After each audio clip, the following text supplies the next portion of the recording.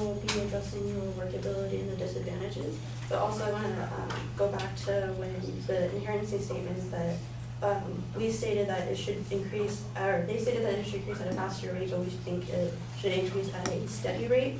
And a quote from an employer website said, employers might raise prices of their products in order to generate enough income to support their more highly paid minimum wage employees, which could ultimately create a ripple effect for other jobs and industries, resulting in a slightly higher cost of living, resulting in another push to raise minimum wage again.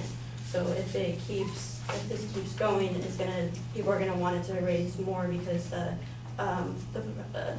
the standard of living will continue to increase. So this will eventually increase poverty, not at a fast rate, but increasingly. There's a quote from a professor of economics at Pepperdine, Professor George Reisman says, the higher the wages are, the higher the costs of production are. The higher the costs of production are, the higher the prices are. The higher the prices are, the smaller the quantities of goods and services demanded, and the number of workers employed in producing them. So companies will have to, accommodate for all of that. Their employees or might have to lay off them because they can't keep up with the wage inflation. So this could also, with poverty, this will affect the raise in housing costs, because as it keeps growing, people standard of living will keep rising. So houses will be the price of houses will keep rising, rent will keep rising. So examples in cities such as Los Angeles with a limited housing supply, raising the minimum wage but not increasing housing stock would lead to an increase in rental price, such as 700,000 minimum wage workers will have more money to compete for the same low inventory of rental units, according to a researcher from UCLA. So with that, there's going to be a more competition and more demand for that. And this is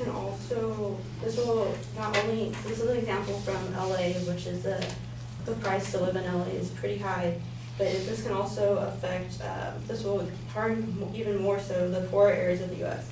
In 2015, areas like Mississippi, where the cost of living and average incomes are especially low, employers would need to spend proportionally more to pay their minimum wage employees than employers in higher cost areas like Hawaii, and yet would be unable to cover the cost by raising prices because their customers will not be able to afford them. So in doing this would, the price, if the wages are higher, companies are going to keep raising the prices of their products, which is going to affect the cost of living. So people will just keep on demanding a higher rate of change.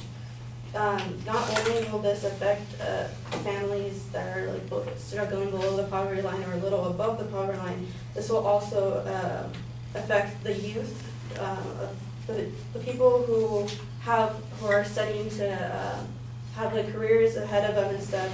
It was found that there will be a decrease in high school enrollment.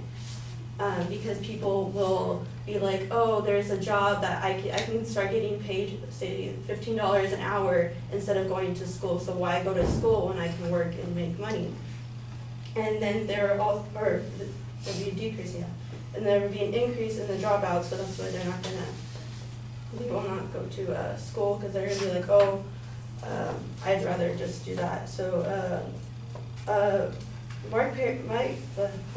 Perry of the American Enterprise Institute states that the attraction of higher wages from minimum wage legislation reduces high school completion rates for some students with limited skills who are disadvantaged with lower wages and career opportunities over the long run if they never finish school. This not only affects, because high schoolers are considered low-skilled workers because they do not have experience. That's why most get minimum wage jobs, so they can have experience in the workforce to promote themselves in a higher paid job, so they gain the skills, gain the experience needed for those big jobs that for work careers. This also not only does it affect high schoolers, but people who are low skilled workers such as, like, above the high school age. They're from Kevin Hassett, an economist with the American Enterprise Institute. He was also a former advisor to John McCain and Mitt Romney. He said that many people who have little experience get their start at places like fast food restaurants. But if wages are higher, employers are less likely to take a chance on people with less experience because it's a big investment.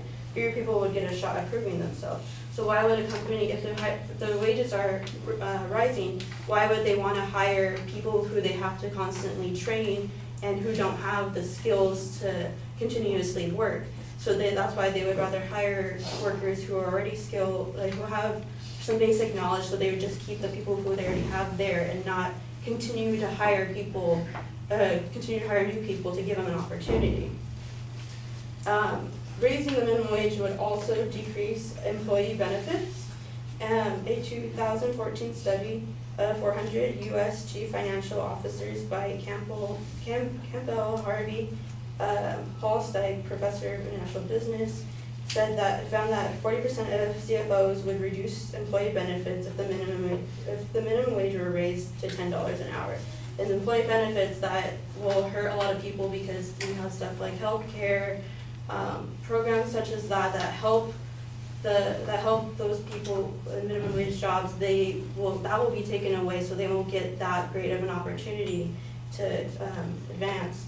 And this would also like reduce the incentive for low wage workers to get an education. So if people are satisfied with working in a job that pays like about $15 an hour, they're not gonna be motivated to wanna challenge themselves and to move up within jobs. They're gonna wanna stay where they're at because they're comfortable with that wage.